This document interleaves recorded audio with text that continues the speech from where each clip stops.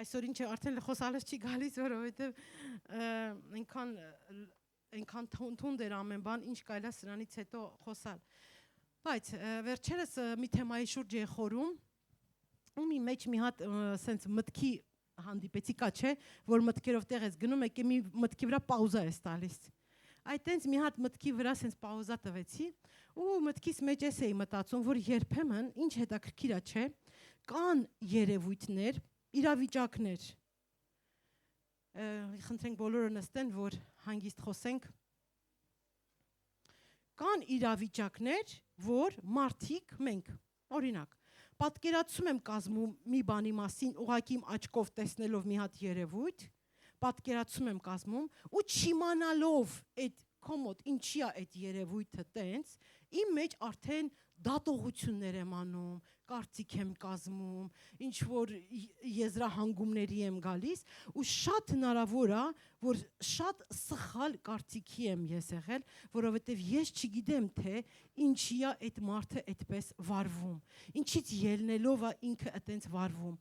Արդեն չիմանալով, օրինակ, ես տեսնում եմ, ենթադրենք, տեսնում ենք մեկի կողմից անտարբերություն, ասում ենք, այս մարդը ինչ անտարբեր է, ու սկսում ենք արդեն մեր մեջ հանդիմանել, դատապարտել, քննադատել այդ մարդու անտարբերությունը, բայց գուցե այդ մարդը հենց այդ ընթացքում անցնում է մի հատ շատ բարդ ճանապարհով, շատ դժվար իրավիճակով, շատ մի հատ մի բանով, որը առիթ է հանդիսացել, որ ինքը լինի անտարբեր։ Մենք չիմանալով պատճառը, թե ինչի է այդ մարդը այդպես վարվում, մի անգամից շտապում ենք ենթադրություններ անելը, թե ինչի է այդ մարդը այդպես։ Ու գալիս է անմիջապես մարդկային դատապարտությունը։ Սիրելիներ, այն ինչ եւ ինչպես, որ մարդիկ են տեսնում, Աստված դրա հակառակն է տեսնում։ Եվ այն ինչ որ Աստված է տեսնում, մարդիկ դրա հակառակն են տեսնում։ Երբեք մարդու եւ Աստծո տեսածը չի համընկնում։ Եթե մարդը այսօր քո մեջ կտեսնի, ինչ լավ տղա է մեր նորոն եւ իսկապես լավ տղա է մեր նորոն, գուցե Աստված մի բան տեսնի, որ նորոյի մեջ ասի, ով նորո։ Սաղի համար դու լավն ես, բայց կամ հակառակը մենք կարող տեսնենք, ասենք, մեր սիրելի Սարային, հիմա օրինակներ պիտի վերեմ, Սարա ջան, այս աղջիկը, վայ, ոչ նորմալ պաշտում է, ոչ նորմալ կարդում է, ոչ նորմալ իրան պահում է, որ հակառակը լրիվ, մեր անուշ քնքուշ աղջիկը, բայց Տերը կասի, ով Սարա, երանի քեզ, որ դու ես, միշտ մարդկային եւ Աստծո մտածածն ու տեսածը շատ խիստ տարբերվում է իրարից։ Մենք մարմնավոր տեսողություններով ենք փորձում դատողություն կազմել։ Այն ինչ որ մեր աչքը տեսնում է, այն ինչ որ մեր աչքը հասնում է, ինչին որ հասնում է, բայց Աստծո դատողությունը այստեղից է, սրտից է։ Եվ նա քնում է, Աստված ինչ ասում է, Աստված քնում է քո, ինչը, սիրտը չէ, երիկամունքները։ Ինչի Աստված քնում երիկամունքները, ոչ թե սիրտը, որով մեր պոչկեքը ինչ ֆունկցիա են կատարում մարմնի մեջ։ Մաքրող։ Այն ինչ որ քո միջով պիտի մաքրվի, Աստված դա է քնում։ Եվ ես Աստծո խոսքից եթե մենք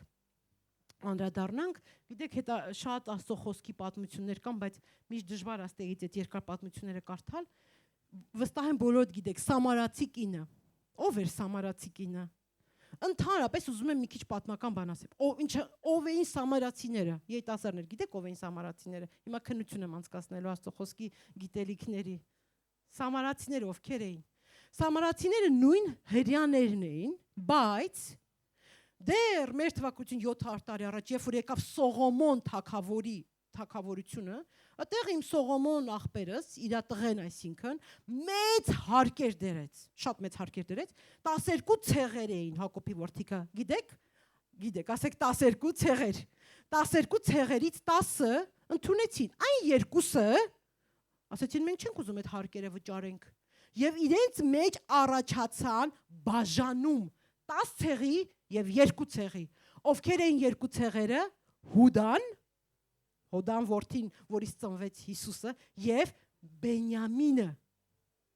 Այդ երկու ցեղը ասեցին մենք այլևս չենք ուզում լինենք ձեր ցեղերի մեջ, առանձնանում ենք, մեր հողերը տվեք մեզ, մեր ունեցվածքը տվեք մեզ, մենք զատվում ենք ձեզանից։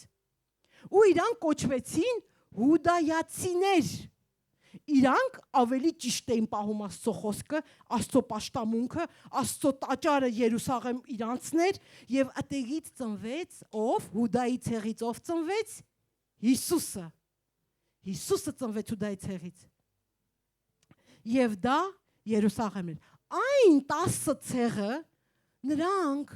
սկսեցին կուրքեր բերել, տաճարները խառնել,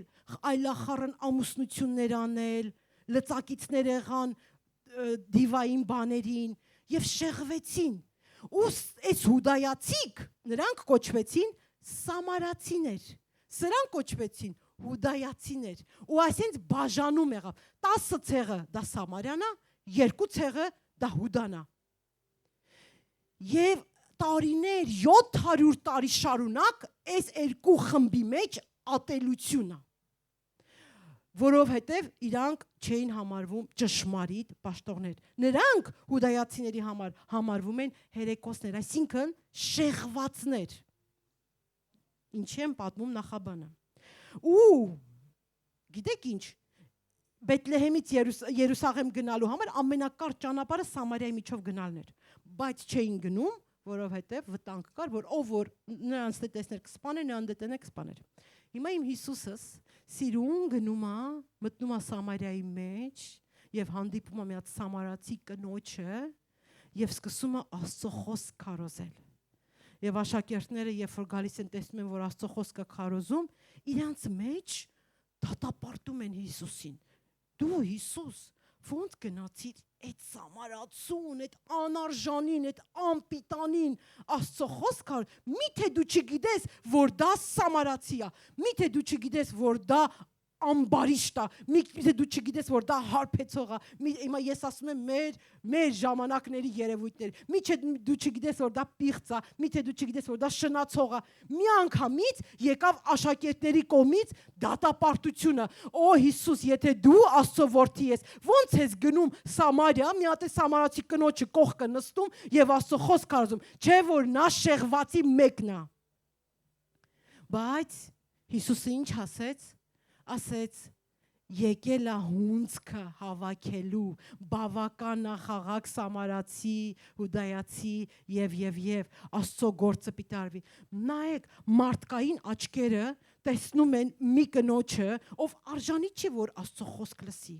բայց Աստծո աչքերը տեսնում են մեկի, որ արժանի է Աստծո խոսք լսի։ Եվ այդ ով որ լսեց այդ կինը, շտապեց բարի լուրը ավետարանելու եւ մեծ բազմության մարդիկ այդ կնոջ խոսքի վկայությունով ապաշխարեցին։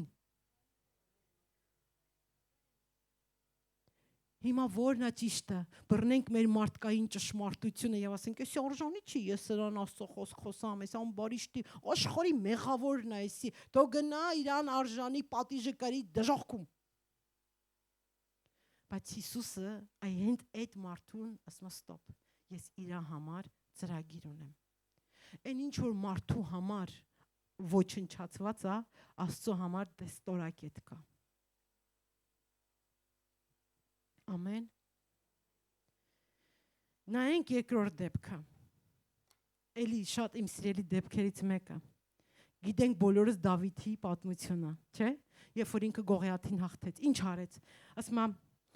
էլի նախաբան չգնանք, Դավիթը 8 եղբայրներ էին տան մեջ, ինքը 8-րդն էր։ Ամենապստիկը։ Այսքան 14 տարեկան, գյուղացի մի հատ տղա, որ ինչ էր անում, ոչխարներ էր արածացնում։ Չոբանի մեկն էր, ասում ենք չոբան, ինքը այդ չոբանից մեկն էր։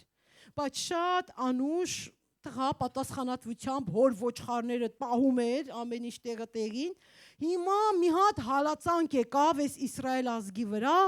փղշտացիներից մեկը մի հատ հսկա, որ այդ ժամանակ 6 կանգուն են ասում, 3 մետր բոյի, ասում է հրյաներին, ասում է ձեզանից մեկին ընտրեք, թող գա իմ հետ, մրցի, պատերազմ կռիվ անենք, ով որ մեզանից հաղթի, նա այդ ցեղի վրա իշխի, ով որ պարտվի, նա իշխի։ Հիմա ինչ է գրված, ասում է եւ իսրայելացիների մեջ ախ ու սարսափ մտավ, որովհետեւ ոչ մեկ այդ մարդը հսկա 3 մետր ով նրան մոտենում էր, տկցնում էր այդ ինգնում էր, այդքան հսկա ուժեղ զինվոր էր։ Հիմա ասում է Դավիթի 3 եղբայրներ են մեծ, աժդահար, սիրուն, զինվոր աղբերները, Սավուղի բանակի մեջ էին, որ չեն կամ վասախ վախում են, սաղ մտել են վախից ծակերը սաղ դղդղում են, այս Դավիթս պատահական իր պապանասմատար ուտելիք աղբերներից համետես ոնց են, ուտելիքը դնում է թևի տակ, որ գատենա ոնց են, պատկերացրեք 10 քանի տարեկան երեխա, գյուղացի, ոչխար արածեցնող եւ այլն։ Գալիս է տեսնա տենց իրավիճակ, բայց դե մի հատ խոսքա պիտի ես կարդամ ձեզ համար, էդի շատ հետաքրքիր։ Գալիս է տեսնում եմ մի հատ իրավիճակ, որ սենց ուզում ականջ դնի, հարցնում է ինչ ա եղել, իրան բանատեղեր չեն դնում, որ բացատրեն ինչ ա եղել, yani երեխա ջան գնա քո գործերով զբաղվեսի, քո խելքի բանը չի, դու ստեղ գործ չունես։ Եվ ասում է եթե հաղթեն, ինչ վարձք են տալու։ Ասում է թագավորի աղջկան են կնիկ տալու, զորքի մեջ են ընդունել եւ։ Գալիս է թագավորի մոտ ասում է ես կարամ դրա հարցերը լուծեմ։ Եվ տեսեք եղբայրները ինչ են ասում։ Նա Դավիթի մեծ աղբերն ասում. ես քո հպարտությունը ու քո սրտի չարությունը գիտեմ։ Անտարակույս դու իջել ես պատերազմը տեսնելու։ Ասում է ես քո հպարտությունը ու սրտի չարությունը գիտեմ։ Նայեք ոնց է մեծ աղբերը խոսում փոքր աղբոր մասին։ Ես քո հպարտությունը եւ սրտի չարությունը գիտեմ։ Սա մարդկային տեսողությունն է, սա մարդկային չափանիշն է, սա մարդու կարծիքն է քո մասին։ Շատ անգամ մարդիկ քո մասին էլ տենց կարծիք կկազմեն։ Դու լրիվ ուրիշ շահախնդիրներով, ուրիշ շարժառիթներով, ուրիշ բան սրտիդ ունենալով, լավը կամենալով կգան քեզ կասեն ես գիտեմ քո սրտի չարությունը, ես գիտեմ քո ամբարիշտ լինելը, բայց Դավիթը բանատեղ չի դնում, դուք էլ ծածկում ականջները այդ խոսքին, չի թույլ տալիս, որ այդ խոսքը իրան ընկճվածացնի, ինքը նորից ելքեր է փնտրում, էլի ճանապարհները, մեզ մեկը մի հատ թթու խոսք ասի, մենք հաջորդ օրը եկեղեցի չենք գա։ Կասենք, այն ինձ ունդենենց լավ չբարևին, այդքան է սրտանցս չողջունեցին, անունս լավ չշեշտեցին, վերջետի մեզ բավական է, որ մենք նեղանանք, Աստծուց, եկեղեցուց, հովից, անդամներից, ծաղից։ Բայց ես դնում աղբերն ասում եմ, ես գիտեմ քո սրտի չարությունը, գիտեմ քո ինչ շատ վատ խոսքեր ասում, քո հպարտությունը, դու եկել ես ուղղակի պատերազմ տեսնես ուրախանաս։ Դավիթը ոչ մի ուշադրություն չի տալիս այդ խոսքերին, թույլ չի տալիս, որ այդ խոսքերը Աստծո ծրագրից, Աստծո կատարածից, Աստծո փառքը դա խոչընդոտ հանդիսանա։ Նորից ճանապարհներ է փնտրում եւ գնում է, Դավիթը Սավուղին ասեց. Սրա պատճառով ոչ մի մարդու սիրտ թո չթուլանա։ Երեխան եկել է դու պատկերացրու որ իրավիճակը պիտի պատկերացնեք էդի։ Ասենք ես պատանի երեխան եկել է թակավորին ասում, թող սրա պատճառով ոչ մեկի սիրտ չթուլանա։ Ծառատ կգնա, այդ ինքն իր մասին է խոսքում։ Ծառատ կգնա եւ այդ փղշտացի հետ կմարտնչե։ Եվ Սավուղը Դավիթին ասեց. դու չես կարա այդ փղշտացու վրա գնալ եւ նրա հետ մարտնչել, որովհետեւ դու երիտասարդ ես, բայց նա իր մանկությունից ի վեր պատերազմների մարդ է։ Եվ Դավիթն ասեց Սավուղին. ծառատ իր հոր ոչխարներին արածացնում էր, առյուծը արջը գալիս էր նրան հոտերից ջարդում էր եւ պատմում է իր մասին գովում է, իր CV-ն է էլի ներկայացնում, լեթխա մոտիվացիոնով CV-ով իրան ներկայացնում է։ Եվ ասում է ծառատ առյուծել մերցրեց, արջել, այս անթլպատ փղշտացինել, թող նրանց մեկի պես լինի, որովհետև կենթանի Աստծո զորքերին նախատեց։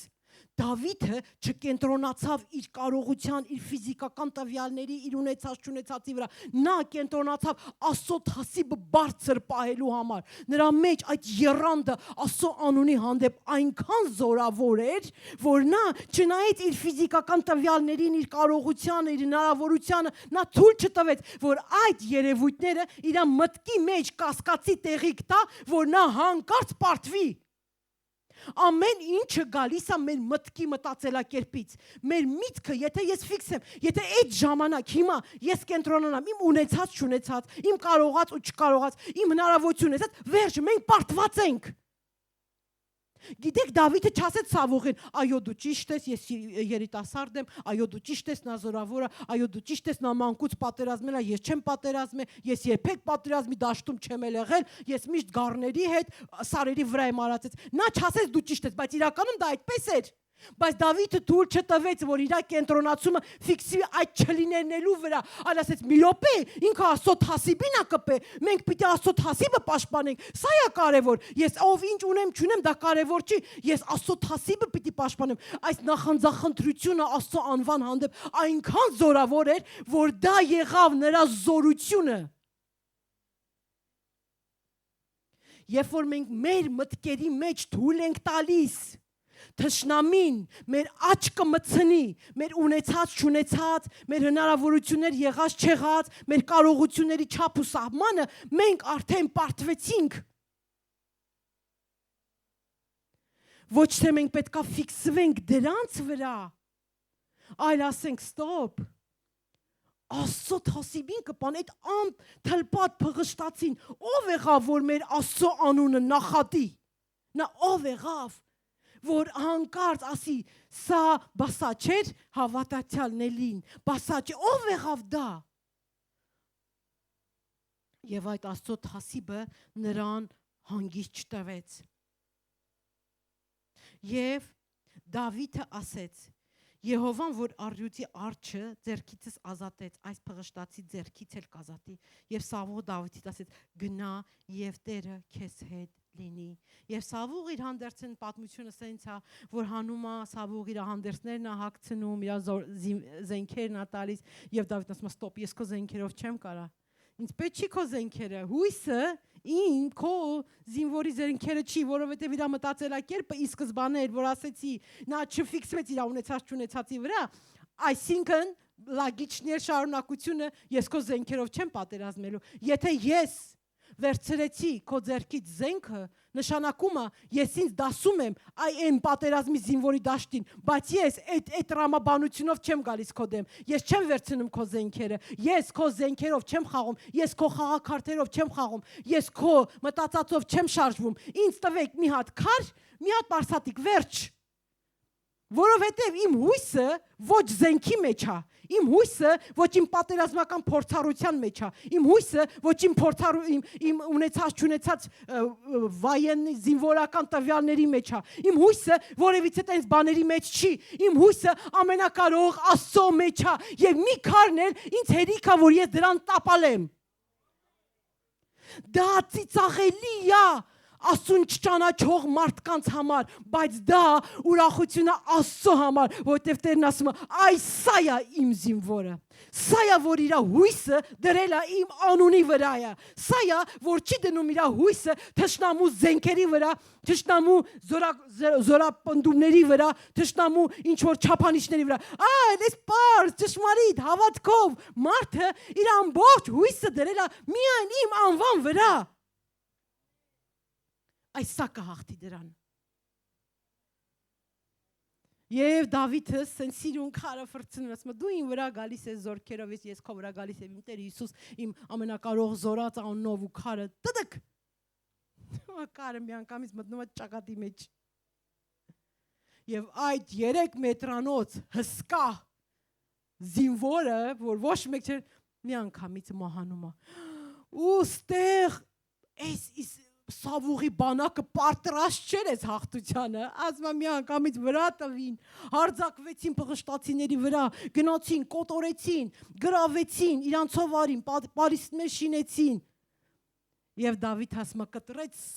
Գողիաթի գլուխը, բայց սուր չուներ, Գողիաթի սուրը հանեց, կտրեց ու սուրն էլ դրեց Գողիաթի վրա։ Միսիան ավարտվեց։ Քո սուրը քո ձեռքով քեզ լինի։ Իր ձեռքերը ինքը նորից ազատեց ամեն թշնամու զենքերից։ Նայեք, շատ կարևոր բան եմ ասում։ Աշխարհը փորձում է, մեր ներկա աշխարհը, մեր ձեռքերի մեջ դնի իր աշխարհային զենքերը։ Եվ սա մեզ համար պարտություն է։ Ինչ է սա նշանակում։ Երբ որ տեղ կա, դու պիտի խոնարհվես, բայց դու ուզում ես մուր կոպիտ ասած, sense մուր չեմ ուզում ասեմ, վրեժ լուծես։ Սա թշնամու զենքերն է։ Աստծո խոսքը մեզ ինչ ասեց. ներեք եւ կներվեք։ Ձեզ հալածեցին, դուք իրանց օրհնեք, ձեզ անիծեցին, դուք իրանց օրհնեք, ձեզ չարություն արեցին, դուք սա է մեր զենքերը։ Սա են մեր զենքերը։ Աստված մեզ տվեց սիրո զենքը։ Աշխարհը փորձում է մեր ձեռքը դնի մրցակցության զենք, հակառակության զենք, ճիշտը ասելու զենք, համեմատվելու զենք,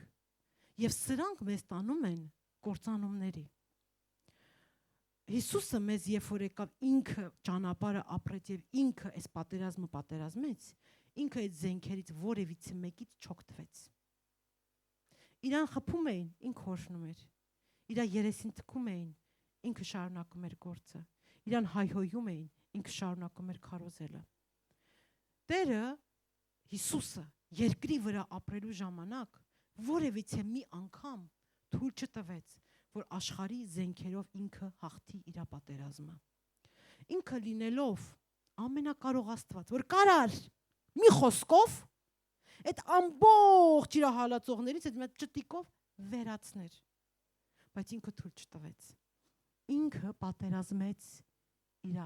զենքերով, երկնային զենքերով, այն զենքերը, որը քեզ տալիս է հավիտենական հաղթանակներ, ոչ թե երկրային հաղթանակներ։ Եթե մենք վերցնում ենք երկրի զենքերը, մենք ունենում ենք երկրային հաղթանակներ, երբ որ մենք վերցնում ենք երկնային զենքերը, մենք ունենում ենք երկնային հաղթանակներ։ Եվ թույլ մի տվեք, որ սատանան շատ անգամ մեզ գայթակղեցնի եւ փորձի խաղի մեջ մտցնել։ Երբ որ դու գնում ես մի հատ պատերազմի դաշտ, ճակերտավոր եմ ասում, պատերազմի դաշտ, քեզ փորձում են մտցնել իրենց խաղի մեջ, բայց թույլ մի տուր Դավիթի պես հանի այդ զենքերը վրայից եւ ասա, սա իմ բաժինը չի։ Ես սրանցով չեմ հաղթելու որևիցե մի թշնամու։ Ես վերցնել եմ իմ հավատքը, ես վերցնել եմ իմ Աստծո խոսքը, ես վերցնելու եմ իմ վստահությունը Աստծուն եւ այդ քարերերն եմ շպրտելու։ Դրանցով եմ պատերազմելու։ Դա է ճշմարիտ քրիստոնյայի հաղթությունը, դա է մեր բաժինը, դա է մեր տված, դա քո հավիտենական հաղթությունն է։ Աշխարհային զենքերը դա քո ժամանակավոր հաղթությունն է, իսկ Տիրոջ զենքերը դա քո հավիտենական հաղթությունն է։ Դավիթի աղբերները Դավիթի մեջ տեսան մի հատ մեկի, որ չարնա, չգիտեմ, հպարտա, էսա այնա, բայց Աստված իր մեջ տեսավ մեկն է, որ հավատքով է, մաքուր է, Աստվածավախ է։ Մարդիկ քո մեջ կտեսնեն, չգիտեմ ինչեր, դրանց վրա աչք փակիր։ Տես Աստված ինչ է տեսնում քո մեջ։ Մարդիկ քեզ կդատեն որևիցե մի երևույթներով, քո արժանինքներով, ցավոք սրտի, այսօր աշխարհի չափանիշը, ով ես դու կյանքում, ինչի ես հասել, ինչի տեր ես, ինչ պաշտոնի ես, ինչ ունեցվածքի ես, դա է աշխարհի չափանիշները, բայց Աստծո դատողությունը, ով ես դու ներսից, ով ես դու իր մեջ հավատքում, ով ես դու իր մեջ սիրո մեջ, ով ես դու իր զորության մեջ, ով ես դու իրանում, դա է Աստծո չափանիշները։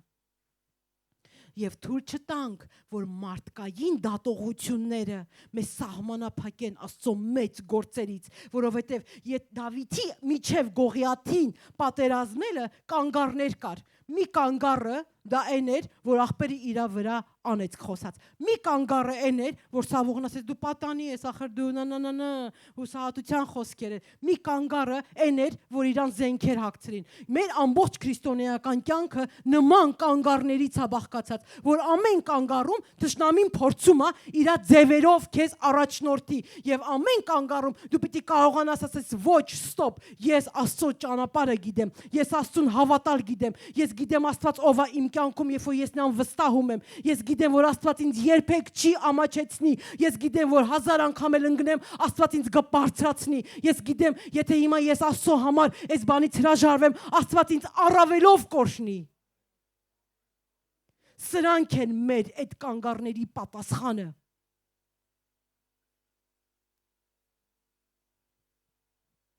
Մարդկային մտածելակերպը միշտ փորձում է մեզ այդ կանգառներում գցի։ Միշտ։ Այո, գուցե եւ ոչ մի բանը սխալ չէր։ Այո, Դավիթը փորձ չուներ։ Այո, նա զինվոր չէր։ Այո, նա պատանի էր։ Այո, լավ, ճիշտ է։ Կարող է իմասիլ էր մի բան ասում, որ ճիշտ է, հատկապես միշտ ինձ հալածում են, որ կինը չպիտի ծառայի, կինը չպիտի քարոզի։ Ամեն մեր YouTube-ի պատգամի տակ մի 20 հատ այնպես պատգամ կա։ Եվ դա կանգառներ է, որ մարդկային մտածելակերպով դա այդպես է, բայց Աստծո մտածելակերպով ո՞նց է։ Աստված ինչ է ասում քեզ։ Մարդու համար դու այլևս կամար հույս չկա։ Այս մարդը 10 տարի է, այս նույն վիճակի մեջ է։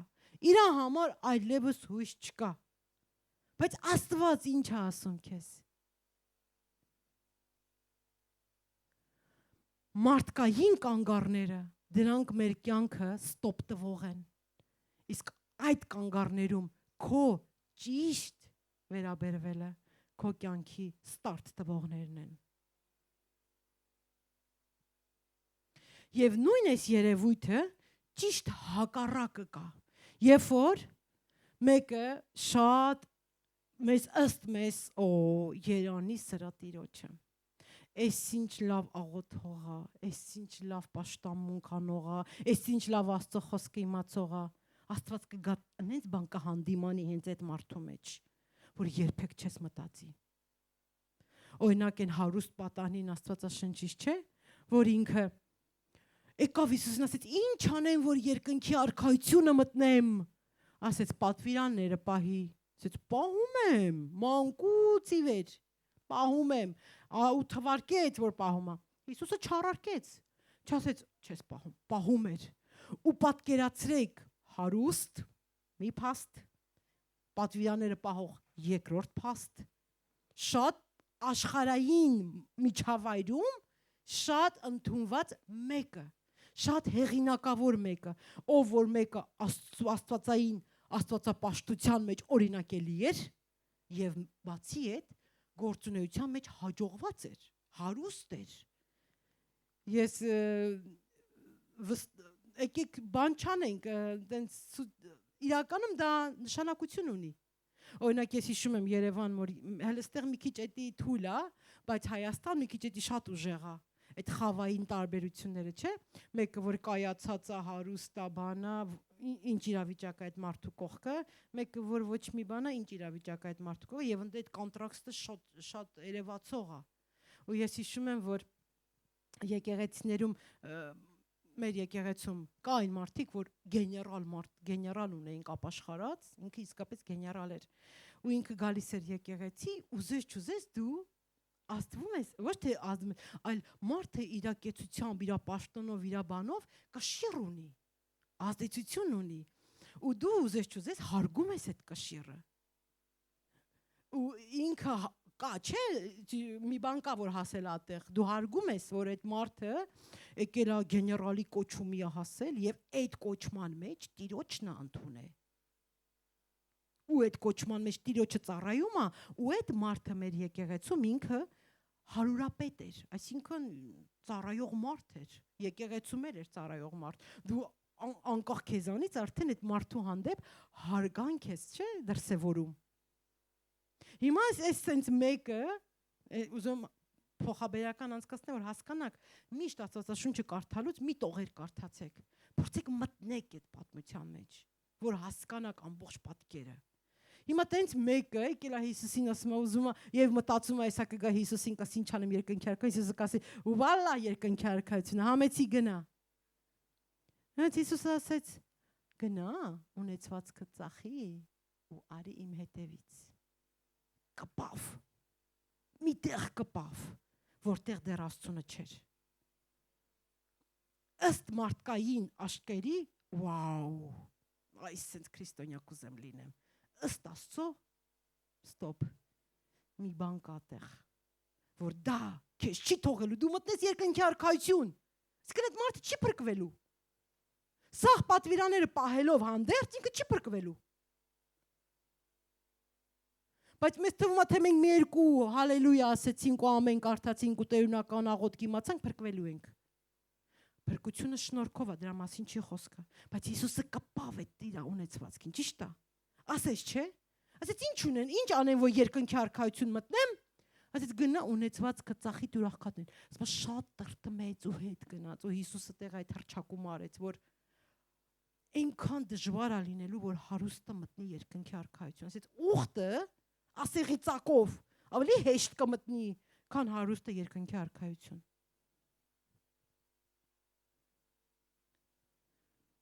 այս եմ ուզում նորից շեշտեմ մարդու ու Աստծո տեսածները շատ տարբեր են այն ինչ որ մարդը տեսնում է մեկի համար որ այլևս հույս չկա Աստվածը դե հույս է տալիս այն ինչ որ մարդը տեսնում է որ վաու երանի Աստվածը դե ստոպ է տալիս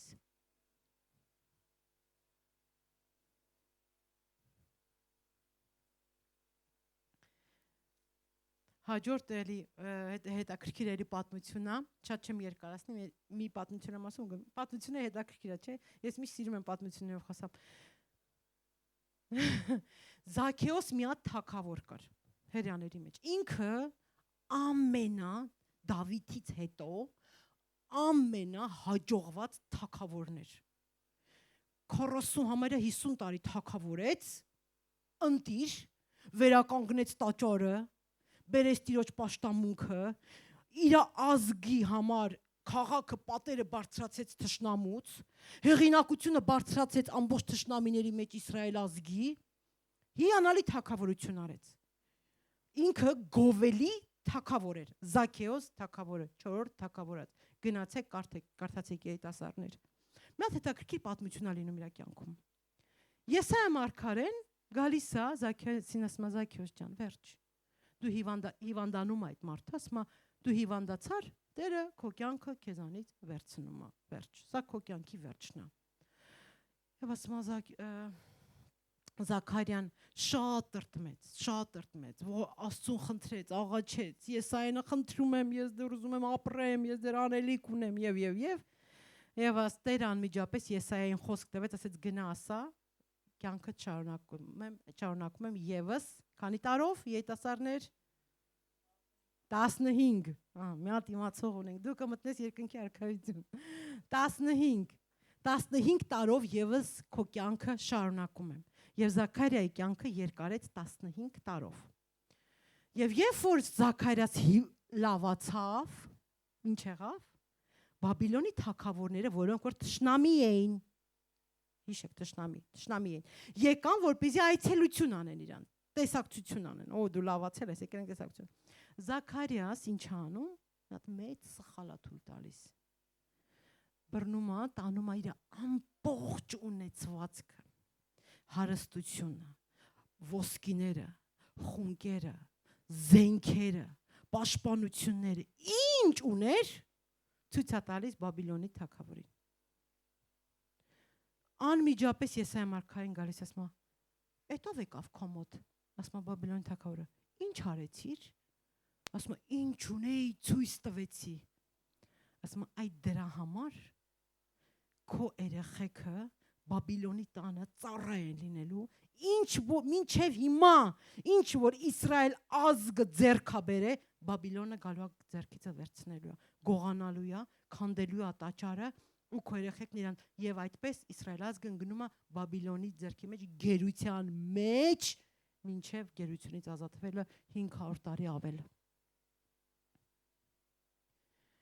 մի հատ անզգուշորեն վարք ըստ մարդկային չափանիշների ամենահաջողված թագավորն էր եւ նյութապես եւ հոգեվորապես, ամենակայացածն էր, ամենաաստվածապաշտն էր, ամենաօրինակելին էր, ամենահարուստն էր, բայց Աստված դատապարտեց իր ներս այդ հպարտությունը եւ անզգուշությունը, անմտորեն վարվելը, եւ դա եղավ իր կյանքի ճակատագիրը, ազգի ճակատագիրը, ազգի կործանումը։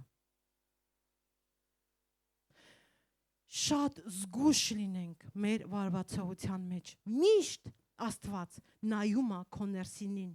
Ինչի դու հպարտացար քո այդ ունեցվածքով։ Ինչքան մեզանից հեռու չի, չէ՞։ Թաքնված հպարտություններով ասում է, այն որ մեկը ասում է ես հպարտ չեմ, ինքը արդեն հպարտ է։ Դες մի հատ ասացված կա։ Շատ այնքան Աստծո գործելակերպը նրբանկատ է, որ երբեք մեր ուղեղով դա հասկանալի չի։ Ինչի դու անզգուշորեն վարվեցիր։ Ինչի անմտորեն վարվեցիր։ Ինչի տարար քո զենքերը ամբողջը ցույց տվեցիր թշնամուն։ Սիրելիներ, երբ որ մեկին ցույց տալու բաներ եք ունենում, իմացեք ով է ձեր դիմացինը։ Արդյոք դա ընկեր է թե թշնամի։ Երբ որ դուք կիսվում եք մի խոսքով, երբ որ դուք կիսվում եք մի ծրագրով, իմացեք դա ընկեր է թե թշնամի։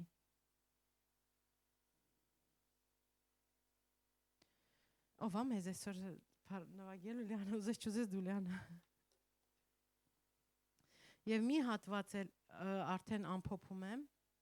շատ չունենք եւ ժամանակ չունենք, եւ այսը ուզում եմ որ մենք այս հասկանանք, որ գիտես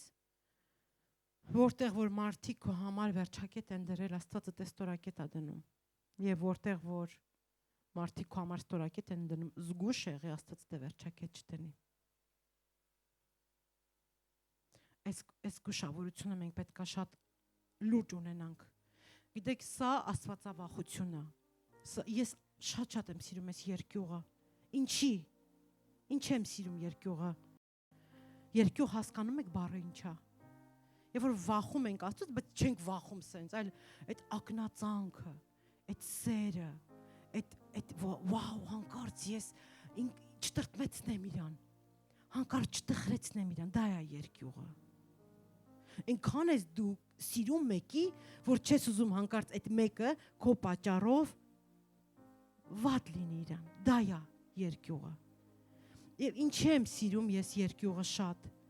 որովհետև երկյուղն է, որ ներսից քեզ դարձնում է այն, ով դու կաս։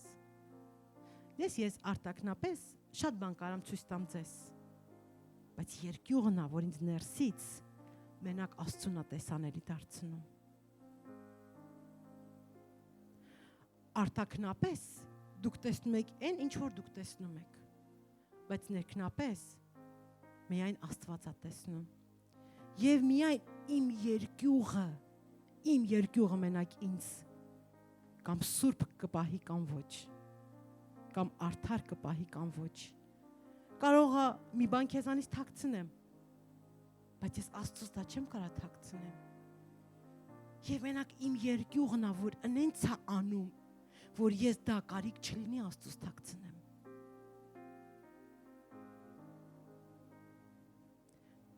Դրա համար այս երկյուղը այնքան կարևոր է, որ մենք ունենանք։ Նույնիսկ սենց վարկյանի մեջ մտածելակերպդ, վա, միտքը տարավ միտե, ստոպ։ Երկյուղը բռնում է այդի սենց։ Գիտեք երկյուղը ինչ է նման է, որ լավուշկիկ է լինում, որ չարի մտքերը սենց արագ բռնում է տարբեր տեղեր, սրտիցդ, մտքիցդ, հոգուցդ, շնչիցդ սենց բռնում են այդ լավուշկիկը։ Միտքդ ուզում է ուրիշ ձև։ Երկյուղը բացում ստոպ, տես չի կարելի։ Աստված դա չի օրհնում։ Աստված տես չի սիրում։ Աստված տեսավ։ Աստծուն դա տխրեցրեց։ Աստծուն դա վայել չի։ Աստծուն դա պաշտող չի։ Ու դու արագ շողուլի ես գալիս։ Սա է երկյուղը իմ համար։ Եվ վերջին ուզում եմ կարդամ Հայտնությունից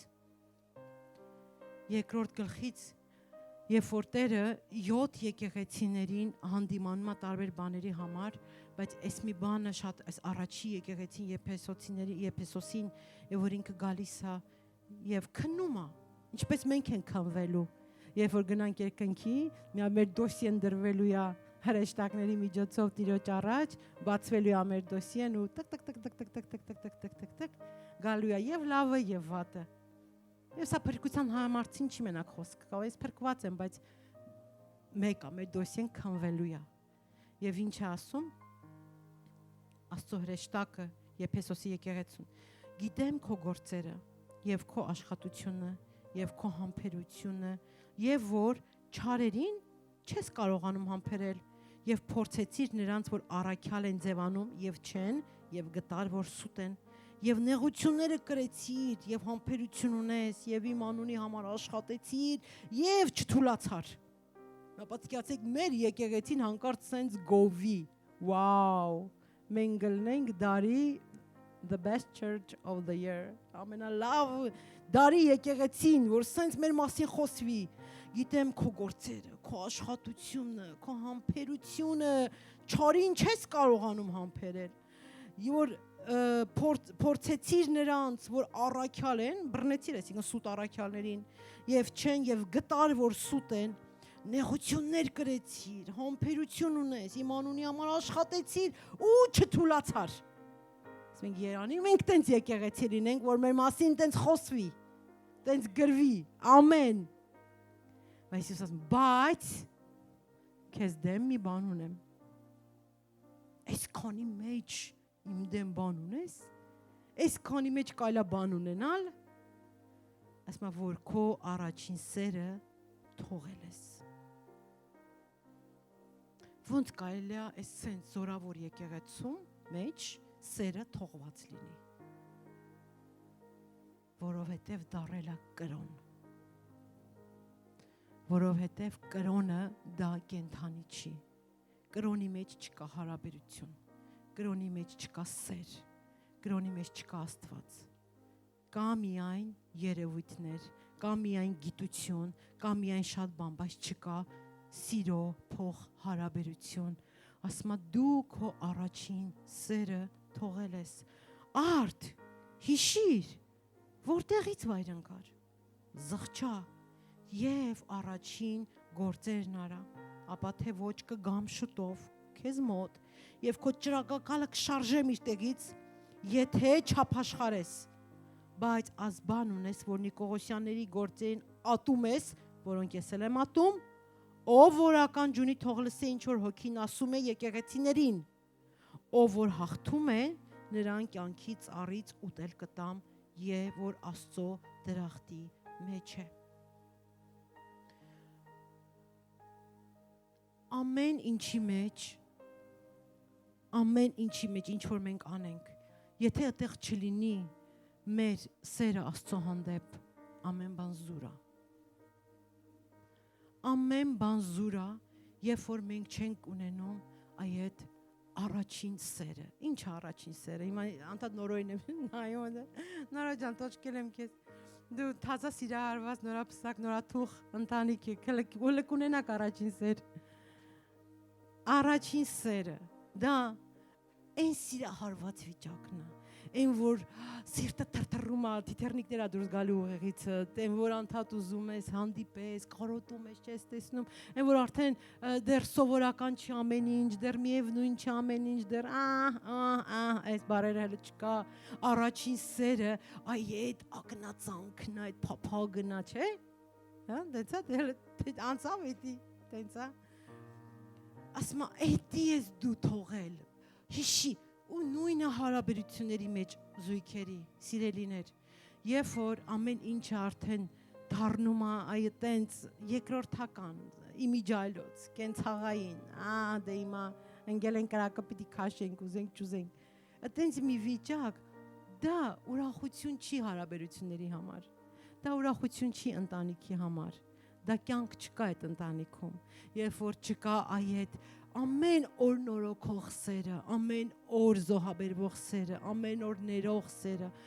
ամեն օր եւ Աստծո խոսքը ինչ ասում, ինչ է սերը, սերը չի գոռոզանում, չի հպարտանում, իրանը չի կամենում, չի նախանձում եւ չէ ինչքան եւ իր անձից առավել է սիրում, այս սա է եւ Տերը այս սիրո սահմանումը նաեւ ուզում է որ մենք իր հանդեպ կիրառենք, որ դու թողեցիր քո առաջին սերը, հիշիր որտեղից վայր ընկան, հիշիր ինչ է ուզում, խի ասում հիշի, որ ախր դու տենց չէիր գնում, դու ուրիշ ձև էիր փափագում, դու ուրիշ ձև էիր աղոթում, դու ուրիշ ձև էիր գալիս եկեղեցի, դու ուրիշ ձև էիր ուզում ծառայեիր, դու ուրիշ ձև էիր նվիրատվություն անում, դու ուրիշ ձև էիր փափագում տեսիլք ունենում, ինչ եղավ քեզ հետ, որ հիմա այլևս դրանք չկա, հիշի, այդ ինչ եղավ քեզ հետ, երբ որ դու հիշում ես, արդեն դու սկսում ես դրա դեմ աղոթել, ասում զղջա եւ ապաշխարիր եւ չի գուցե սխալը դիմացինի մոտ է, բայց ոնց որ Դավիթը չֆիքսվեց այդ իր աղբոր բացասական խոսքերի վրա եւ այդե կանգ չառավ, նույնը քեզ ա ուզում ասի, հիշիր, այդ ինչը քեզ գցեց, երբ որ դու հիշես, գուցե իմ հետ անարդար վարվեցին, ես արժանի չէ ես վերաբերմունքին, բայց ես էս ստացա, ուրիշները ուրիշ ձև, բայց իմ կյանքում սենց, Տերը այդ դրան քեզ հիշացնելու մեջ ուզում ասի, մի կենտրոնացի դրանց վրա, նայիր ինձ, նայիր իմ գործերին, գնա առաջ, Գողիաթներ պիտի հաղթես։ Սա ինչ է որ դու ստեղ ընկել ես։ Դու գողիաթներ պիտի հաղթես։ Հիշիր քո ընկած տեղ, ասում է, եւ զղջա, ինչի համար զղջա։ Ամաչի է դրանից։ Ախր դա արժանի չէր դրան։ Այնքան մենք առիթներ ունենք վիրավորվելու։ Օրվա մեջ 100,000 առիթ։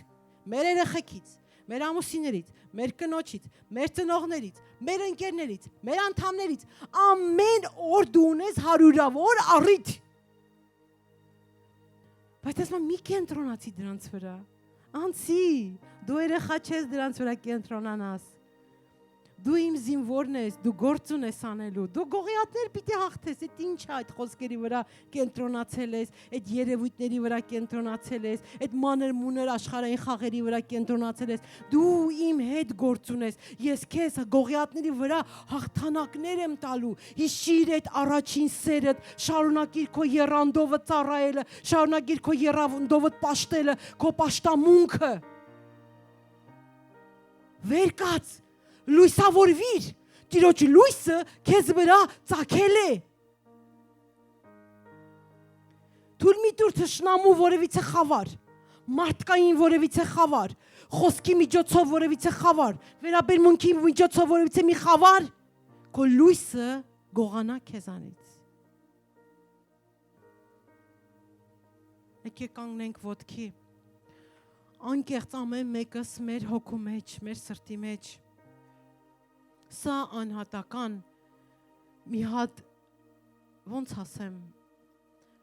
վայր է մի հատ անհատական, որտեղ մենակ դու ու Աստված, եթե կա քո սրտի մեջ պահեր, երևույթներ, որտեղ դու զգում ես, որ դրանց պատճառով քո առաջին սերը քեզանից սառել է, քո մեջ չկա այլևս։ Բեր Տիրոջ առաջ այդ ամեն ինչը եւ ասա Տեր, Ես արձակում եմ քո ներկայության մեջ, ես բաց եմ թողում այն բոլոր խանգարող, խոչընդոտող, քո փառքը ինձանից փորձեր կատարող, որ գողանա, հեռացնի, ես դրանք բերում եմ քո ներկայության մեջ եւ արձակում եմ դրանք եւ ասում եմ Տեր, ես ուզում եմ նորից քոնը լինեմ ամբողջությամբ, քեզ պաշտեմ ամբողջ սրտով, ամբողջ զորությունով, Քեզ ուրախացնեմ, քեզ փառավորեմ, թող ոչ մի բան իմ կյանքում խոչընդոտ չլինի, որ ես քոնը լինեմ, այնպես ինչպես դու ես ուզում ով Տեր, թող ոչ մեկ իմ կյանքում խոչընդոտ չլինի, որ ես քոնը լինեմ, ոնց որ ես պետք է լինեմ, ոչ մարդը, ոչ երևույթը ինձ քեզանից հեռացնող չլինի, ինձ իմ հոգևոր կյանքի որակի վրա ազդող չլինի, իմ հոգևոր պաշտամունքի վրա խանգարող չլինի ով Տեր, թող ես լինեմ ազատ, այնպես ներսիցս, մտքիցս, հոգուցս, այնպես ազատ լինեմ, որ կարողանամ իմ պաշտամունքի մեջ քեզ երկրպագեմ, ով Տեր, քեզ զգամ, ով Տեր, քեզ սիրեմ իմ ամբողջ էությունով, ով Տեր։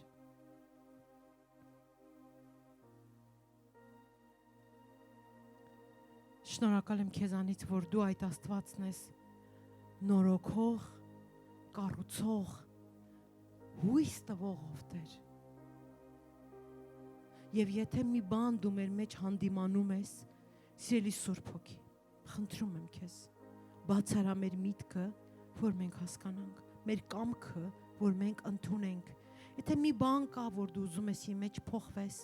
թող իմ մեջ ըմբոստությունն ու հակառակություն չլինի, այլ խոնարհություն լինի, եւ ասեմ այո, Տեր, ներիր,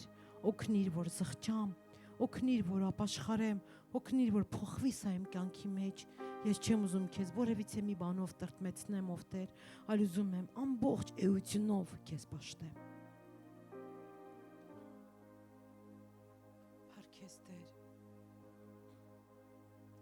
Այս բարձ հավատքով, այս բարձ աղոթքով, գիտեք, իրականում այնքան հեշտ է Տիրոջը գոհացնել, մենք ենք բարդացնում։ Այնքան հաճելի է Տիրոջը գոհացնել, այնքան երանելի է Տիրոջը գոհացնել։ Մի բան է քեզ պետք, դու ինքդ քեզանից ազատվես։ Քո եսը մի կողմ դնես։ Քո եսը ծածկես մի հատ դարակում ու պինդ երկաթույ դռնի մեջ ու զամոկով փակես ու շպրտես այդ բանալին։ Այլևս ոչ թե ես, այլ դու իմ մեջ, ով Տեր։ Այլևս ոչ թե ինձ համար, այլ քեզ համար, ով Տեր։ Շնորհակալ եմ քեզանից, հալելույա Տեր Հիսուս։ Տեր, ես աղոթում եմ, որ դու մեր լսելիքը բացանես, մեր միտքը բացանես, մեր սրտի դռները բացանես, թող այս խոսքերը սերմերի պես ցանվեն նրանց սրտերի մեջ, ով կարիք ունի, ով Տեր, ում դու ուզում ես գործ անես այս խոսքերի միջոցով։ Ես աղոթում եմ, որ այս խոսքերը շատերի կյանքի մեջ գնա որպես բժշկություն, որպես զորություն, որպես ազատագրություն, որպես քեզանից Տեր ճեղքող խոսքերով Տեր, իրենց իրավիճակը փոխող խոսքերով Տեր։ Եթե մեկը որևիցե մեկի պատճառով, մի սխալ խոսքի պատճառով դադար է տվել, ես աղոթում եմ, որ նորից դու նրան ընթացքը շարունակես, ով Տեր։ Եթե մեկի պատճառով հուսահատություն է մտել, ես աղոթում եմ, որ դու քո հույսը նրա մեջ փոխանցես, ով Տեր։ Ես աղոթում եմ, որ եթե որևիցե մեկը մի վայրում, մի տեղ, մեկի պատճառով, ինչ որ բանի պատճառով դադար է տրվել, Տեր, դու հրի քո երկնային ձեռքերով դեպի քո գիրկով, Տեր։ Շնորհակալ եմ քեզանից, Հայր։ Գիտեք, Դավիթը մի հատ շատ հրաշալի խոսք ունի։ Ասում է. «Օ, եթե ես պիտի դատվեմ, թող ընկնեմ Աստծո ձեռքերի մեջ, որտև ինքը ողորմություն ունի, քան թե մարդկանց ձեռքերի մեջ»։ Քո դատը վերցրու դիր Աստծո ձեռքերի մեջ։ Մարդկանց հետ դու գործ չունես։ Դուրս արի այդ մարդկանց անտառից։ Դուրս արի այդ մարդկանց առուտուրից, հարաբերությունների առուտուրից։ Դուրս արի, դա քո տեղը չի։ Մի խառնվի, մի պահանջի, մի խնդրի, ոչ մի բան գործ չունես, բաց թող։ Ով ինչ քեզ պիտի տա, հարաբերությունների մասին է խոսքը, վերաբերմունքի մասին է խոսքը, սա դիր մի կողմ, քո դատը դուր Աստծուն, քո դաշտը փոխիր դեպի Աստծո, Աստծո հետ գործդ բռնիր, այնտեղ ողորմություն կա, այնտեղ շնորհք կա, այնտեղ փրկություն կա, այնտեղ լույս կա, այնտեղ հավիտենական սեր կա, այնտեղ այնքան ուրախություն կա, բաց թող։ Օ, եթե դու համեմատես տեսնես, թե քո ժամանակն ու էներգիան ինչի համար ես վատնել, այնքան կզղջաս։ Երբ որ դու քո դատը դնում ես Աստծո ձեռքերի մեջ, քո մեջ անենց կյանք է գալիս, որ այն նրանք, ովքեր որ պիտի քեզ տային, նրանք քեզանից են սնվելու։